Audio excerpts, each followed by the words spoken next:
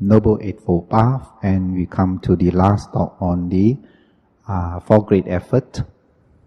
Next week will be on concentration. Then we finish the Dhammanupassana on the Eightfold Noble Path. Tonight I want to talk about the 8 bases of reflections for arousing energy. It is important to arouse our effort. There are times when we feel very weak, when our mind are swayed towards a lot of worldly things, and we forget to meditate, and we don't practice, and our mind are not with the Noble Eightfold Path. Our mind is some other path, and we need to remind ourselves to arouse the energy or the effort, the right effort, to bring us back to the Noble Eightfold Path. So, the 4 great efforts, and to arouse the effort, there are these 8 bases of reflection. Sometimes you say wise reflection. When you think about it, gives a lot of encouragement and establish faith, and also bring out the effort in our mind to practice, to follow the Noble Eightfold Path. So one of these arousing for the energy is to consider the suffering of repeated birth. The Buddha says that during his enlightenment, that night of his enlightenment, he could see, before his enlightenment, with his psychic mind, he could see his past life. Now in this family, now born in certain family, rich family or Brahmin, and then go into which family, and about the Buddha saw, the Bodhisattva saw his life flash, in front of him, his previous life, hundreds of life, thousands of life, hundreds, thousands of life, millions of life, until the world come to an end, explosion. Then a new world starts to arise, and there he was again. So there is this wandering, this constant birth and death. There's no end to it. It's this continuous, no stopping to rest. Moment, this life, Chuti Citta, death consciousness, a new mind and body arises. There's no time to rest. So come a new life, and sometimes a very drastic change of life, very drastic compared to what we are having now. For example, one could be born in the Deva world, and this life will pass away, and we will have a very good nimittas, chuti nimittas, death consciousness. And probably if you are doing a lot of meditation, you see yourself meditating, or you will see Deva world, and you'll be born in a very drastic change. You'll be in a place, in a dimension, a plane where there's so much joy, happiness. What about a drastic change towards the worse? If the death consciousness, nimittas becomes bad, and the being pass away, then there's a drastic change. Then there'll be immense suffering, lots and lots of suffering. And there are 4 types of birth, and they are egg-born. One could be born in an egg form, snakes or whatever it is, a chicken or whatever, from the eggs. They're egg-born, and again there are womb-born. Humans are womb-born, born through the wombs, and so are other types of animals. They are womb-born, moisture-born, and of course, spontaneous birth. At once disappear here, appear another place, whether it is earthbound or in the 31 planes of existence, the Deva world, Brahma world. They are spontaneous birth. At once you pass away, at once there is a rebirth. And with the senses, 6 senses, you could remember your past birth, because it is spontaneous birth. You could remember past birth. And there was this question asked, and say, Brother James, supposing what happened if I'm born in the Peta world, in the world of the spirits, and the wandering ghosts? I can't stay in the house. Then where can I go? Where should I go if I'm born as a Petas and I have no place to stay? Then I become a wandering ghost. Then I say, what should I do? Then I say, what should you do? Then you should be wandering all over the place because you have no place. So you're a wandering ghost. That is frightening to think about. If one falls down to the lower world, what is going to happen to us? We can't stay in a house, we have no place to go.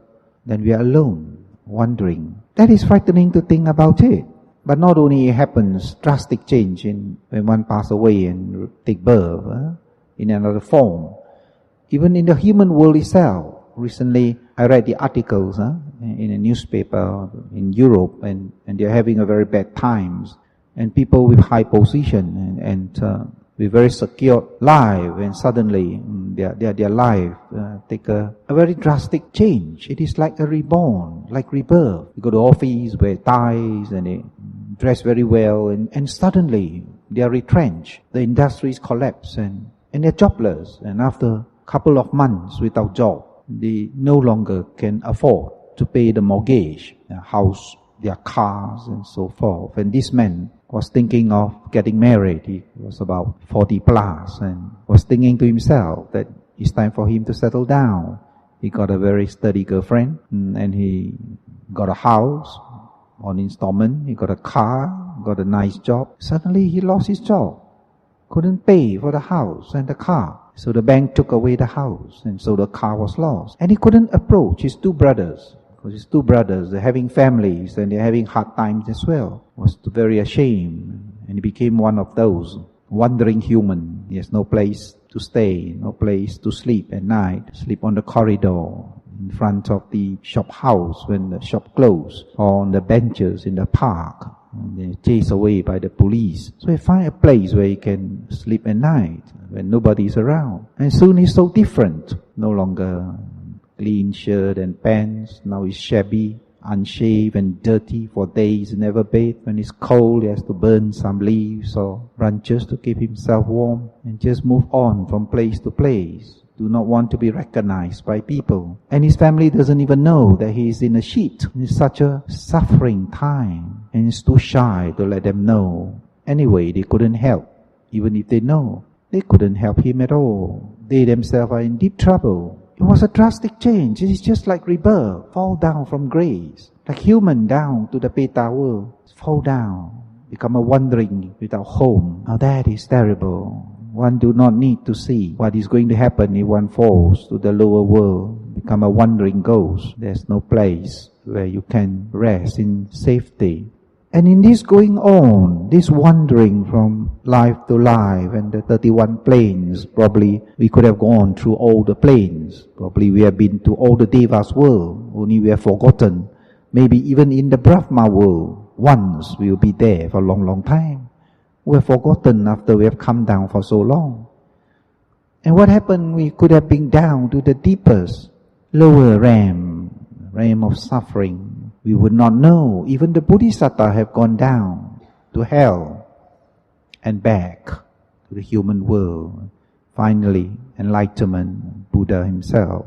We could have gone to all these planes, wandering from place to place, realm to realm, sometimes a lot of happiness, enjoyment, sometimes a lot of pain and sorrow. The reflection, the reflection that if we do not have this right energy, if we do not possess this right energy, great energy to keep on going, practicing the Noble Eightfold Path, what if we fall down? Then indeed, it is a lot of suffering, and there would be no second chance. Be down there for a long, long time before you have a chance to start practicing again, to start all over again, to be born in a human world, to be where there is still Buddha Sasana, where there is still the four foundation of mindfulness to practice, and there's a chance to get into enlightenment. The second reflection probably is good. Sicknesses. We get a lot of mental and physical pain. What did I fall sick?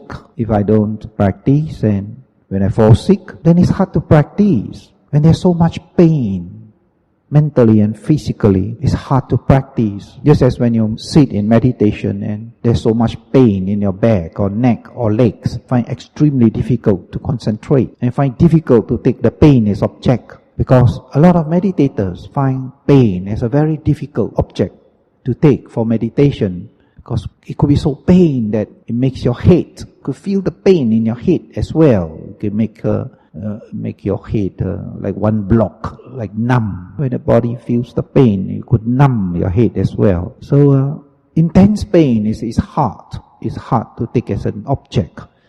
But there are some who can do it, but very few could take pain as an object. So you can't take pain, strong pain as an object. Then what should you do? Then you note pain, change your posture, stand up and do walking meditation. Because if you force yourself to take pain when you can't, then you go nowhere. Your mind gets numb up. You are just bearing.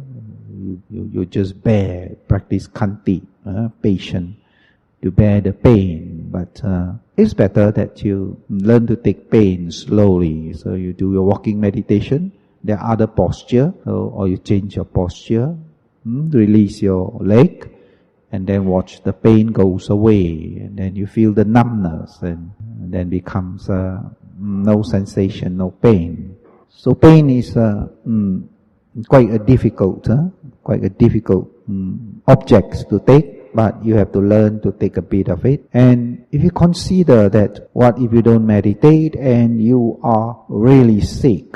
Your mind become blur. How are you going to meditate? Or when you talk nonsense, you can't even focus on the meditation object. What happened to people who are unconscious or in coma? People who have strong head pain find very, very hard to meditate. So if you consider that you're not sick and you're able to meditate, then you should try to put some effort into your meditation. Try to do it every day if possible, 1 hour. If you meditate too short, you can't go deep into your meditation. If you sit 10 minutes, 15 minutes, 20 minutes, it's not enough. It's at least an hour. So you can get deep into the object, Dhamma Vicaya. Only when you get deep into object, then you start to perceive the 3 characteristics. You could perceive the changing, perceive the dissatisfaction or unsatisfactoriness in the changing. Then you can see there's no one controlling the air element, no one controlling your feeling, no one controlling your mind. It comes and goes, depending on certain condition, it comes and goes. There's no someone to control it. So only when you look deeper and see the object, the nature of its objects, could you experience or perceive the characteristics of the nature object. Now what if you consider old age? If you don't meditate and you wait until you're old, then you lack energy, don't have much energy to meditate, because the body affects the mind. Just as mind affects the body, body affects the mind. You do not have so much stamina, do not have so much strength. When the body is weak, it affects your mind. Mind becomes weak, and the brain cells, when it's dying off more than it is growing, so loses your memory, dementia. How are you going to meditate? So you should reflect that even now, as I'm still able to do it, I at least should bring out my effort to meditate every day, if possible. Now what about considering death? What if I die? Then there'll be no chance to continue on. Your Tuesday night lesson cannot come anymore unless you are probably earthbound devas and you can come into the hall. Otherwise you have to meditate outside. So to consider that, the death is a mara actually. There are 5 kinds of mara. Mara means that something or someone that obstruct the spiritual path to realization, or someone that causes suffering. So these are maras. So death is one of the maras. There are maras. It curtails, it cuts short your spiritual progress. So sometimes life is so short. Sometimes we just get into the practice for 10 years and it's the end of our life. Sometimes we come into contact with the 4 foundation of mindfulness just for 1 year and then pass away. And even when we talk about 30, 40 years, it is just like a second, just fly away and it's no more. So death is a mara in the sense that it curtails, it stops the continuation. If we would have lived 1,000 years, then we would have more time to practice. So death is a mara. So if we consider that death comes any time. It is not. It is to live is uncertain. To die is sure. So we could consider that, and it will bring up a lot of the effort to bring us back to the Noble Eightfold Path. If we don't think about there, we think we have a long time to go, and we keep on thinking of enjoyment all the time. And then when death comes, it is too late. We will not have sufficient time to prepare our mind for the death nimittas, to prepare ourselves. We need to prepare ourselves for a long journey. Prepare ourselves. So we need time to prepare. Just as you want to go overseas, got to book your ticket in advance. You got to buy your clothing if you're going to a cold place, and change your money. You need to prepare a lot of things. So the same, we need to prepare for death. Prepare death means that we got to accumulate merits, and when we die, there will be no problem, because the merits will take us to a better place, a better life. So that preparing death, and the best preparation is to meditate, because that will bring us, accumulates for us lots and lots of merits. So then, suffering of the past. So what is suffering of past? The past life. We do not know how much we have suffered in the past life, because it is not just in one life that you are able to sit and meditate. No, we have built it up through immense period of time, of many, many lives, that we are following the Noble Eightfold Path. Then we can, when we meet with the path, then we are able to join again. If in a past life we have not meditated before, it is not possible to sit even for 10 minutes. So in other words, you have built up a lot of paramis in order to be here and able to sit for 1 hour. So that is great blessing. The Buddha says, is indeed a great blessing that we have accumulated paramis in the past, and we can continue with the right practice, can continue with the four foundations of mindfulness. If you do not accumulate merits enough, then you join the wrong practice. You can't even meet with the right practice. Can't even meet with the right Dhamma. Wherever you go, you meet with the wrong Dhamma. And even if you meet with the right Dhamma, you will not be able to follow the right Dhamma. You will follow the wrong Dhamma, because the paramis is important. Wisdom that you have developed in your past life, that you know that this is the right way to practice, this is the right path that leads to enlightenment. You know that, and that is wisdom, the knowledge, the wisdom that you have accumulated in your past life. It is indeed a great blessing to have merits, to have accumulated merits in the past life. Suffering of the past, suffering of the present, present life. Some have endured a lot of pain, great pain in this life. Some have suffered a lot. You could see that there are very sad stories. There are some stories that are very, very sad. There are people who have very tough life. So even in this present life, even they would not know about the suffering in their past life. They would know the suffering of this life. Indeed, those who struggle, but they never make it in this life. They work very hard, and yet there are always deficiency, there are always lack of wants. It's a very hard life, it's a very tough life, and things go wrong, whatever they do. Things seems to go wrong, never seems to go right.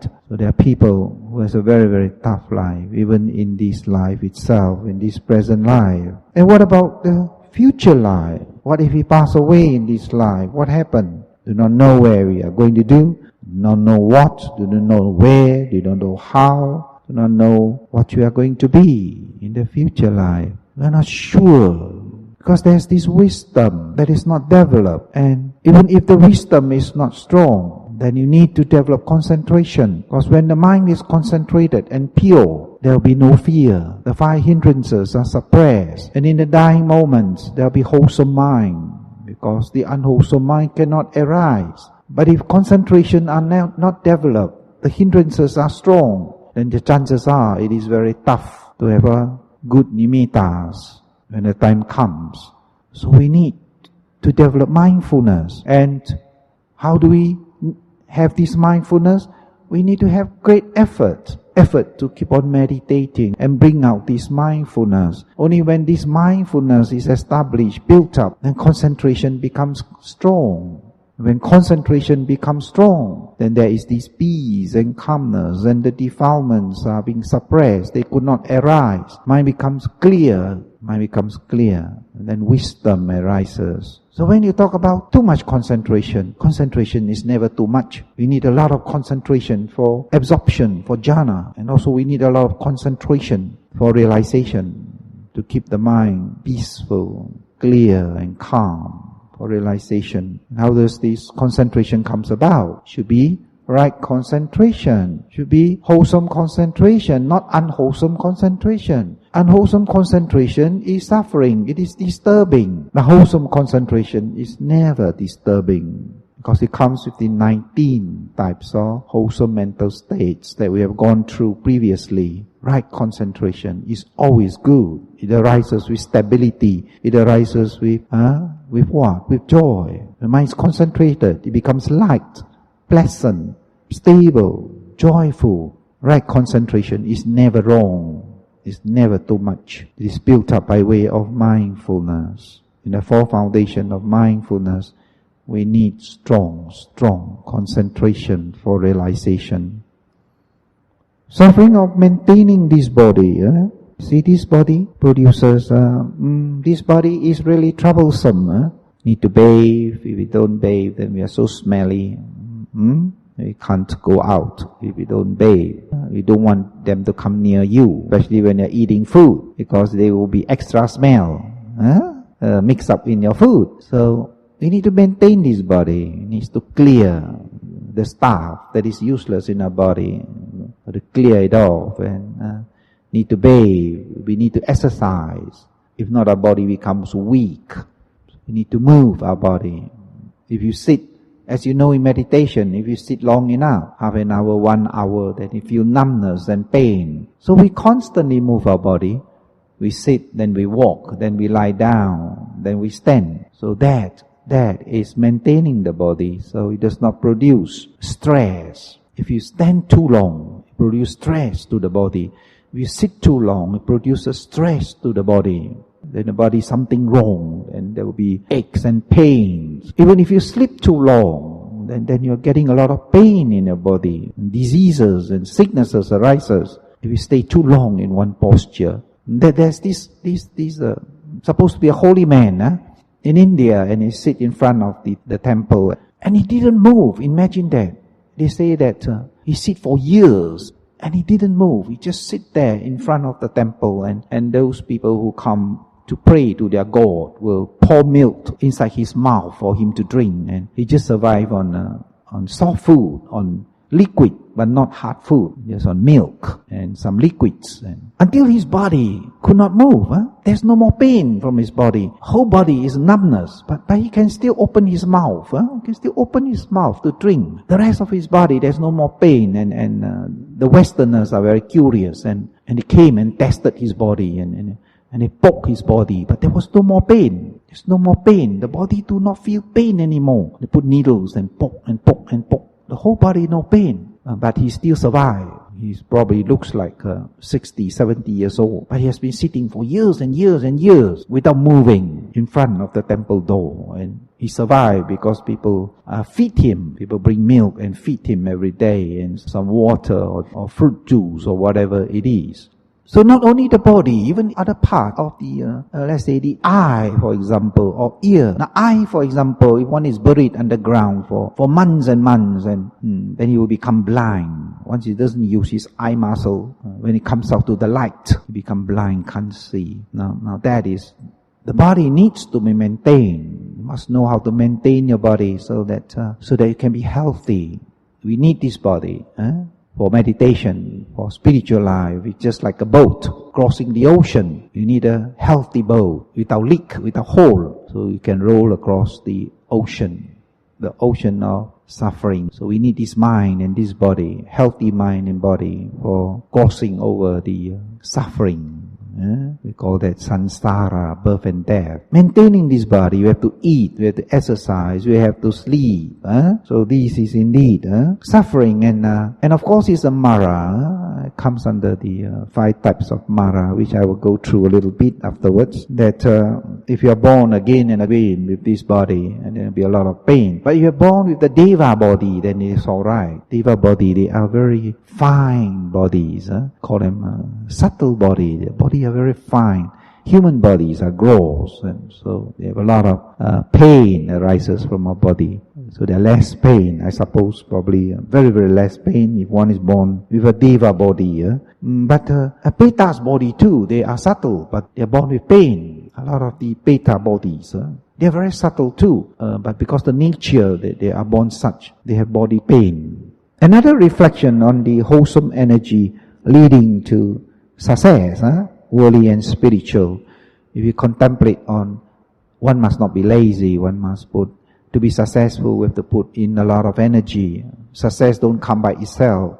You have to go after the success. Of course, for money to find you is easy. For you to find money is difficult. But it is difficult to find money first before money finds you. You can't have it another way round unless you're born with riches. Then it's different.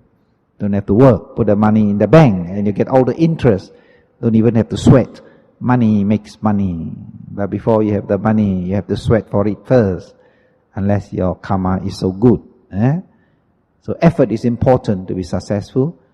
Not just money, knowledge. You've got to search for knowledge. You've got to work hard in education.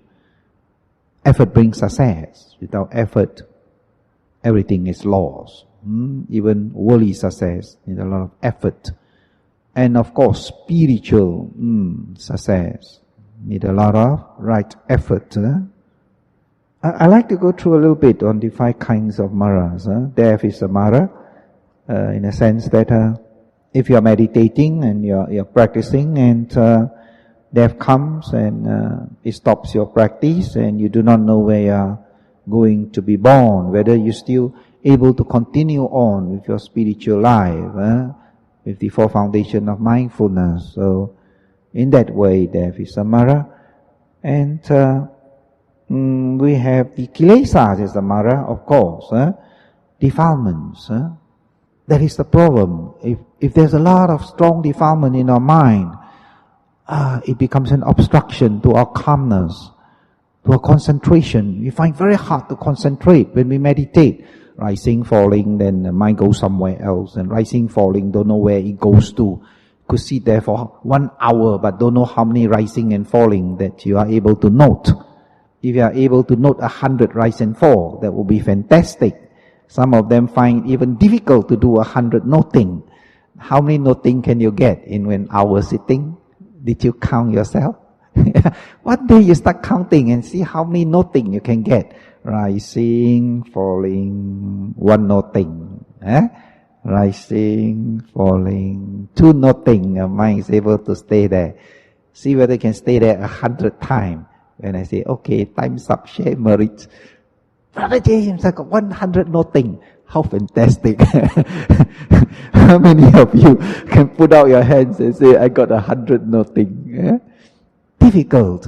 In 1 hour's time, it's even difficult to get 100 noting. Why? Because of these defilements playing a fool in our mind. Obstruction.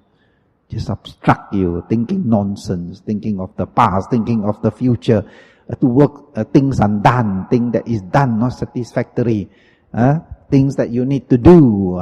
So it keeps on coming into our mind. So it's a Mara.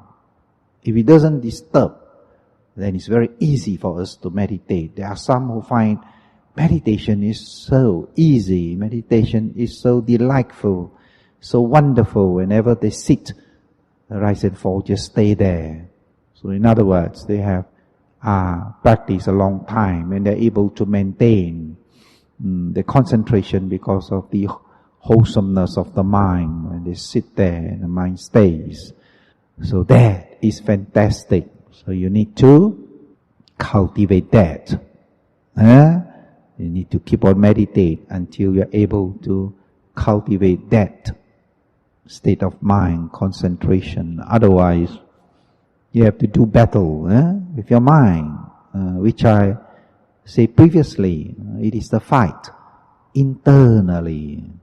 And if you fight externally, you can win.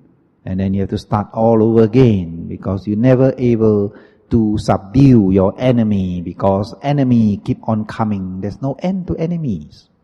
If you can fight one and overcome them, the second one comes and turn up again, because you are not able to love everybody, and not everybody is going to love you, and you find a lot of enemies, people you don't like appearing. So, if you try to overcome your external enemy, it will never end. Samsara, from life to life, life to life, from birth to birth, you'll be trying to overcome enemies, people you don't like.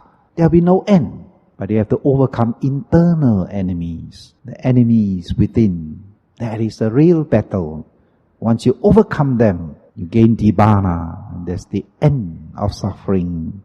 You have overcome all enemies. Buddha say, in 1,000 battles, you overcome the enemy outside.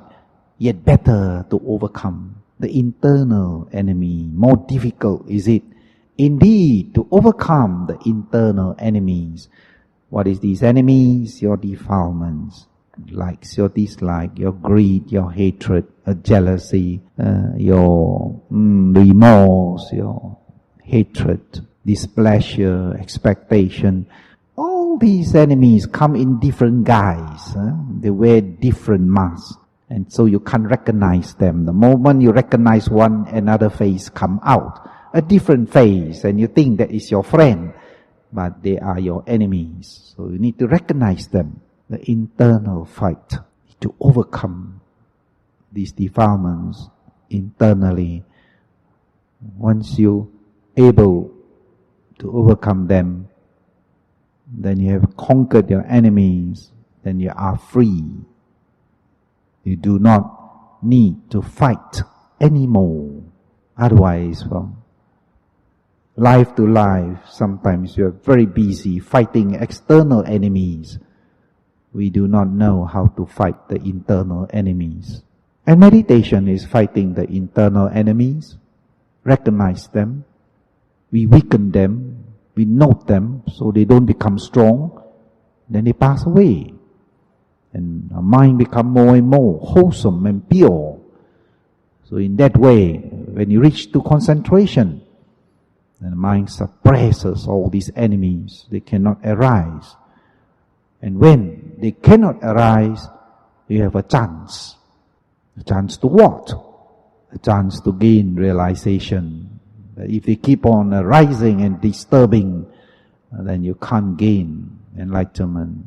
So one way of doing it is samadhi. Sila, samadhi, panya.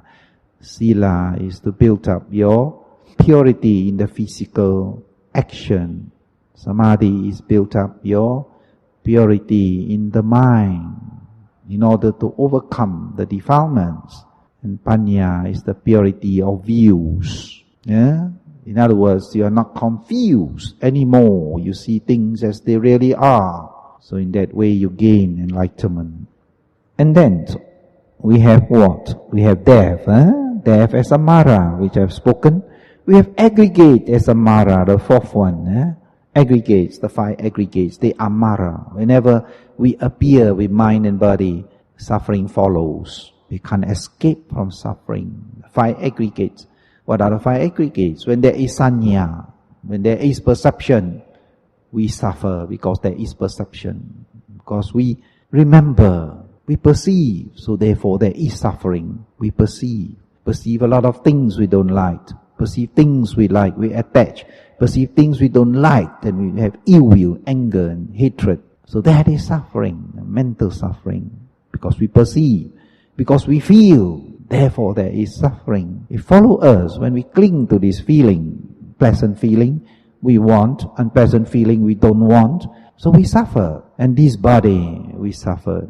Because this body, the moment there is birth, there is growing until comes to the highest point.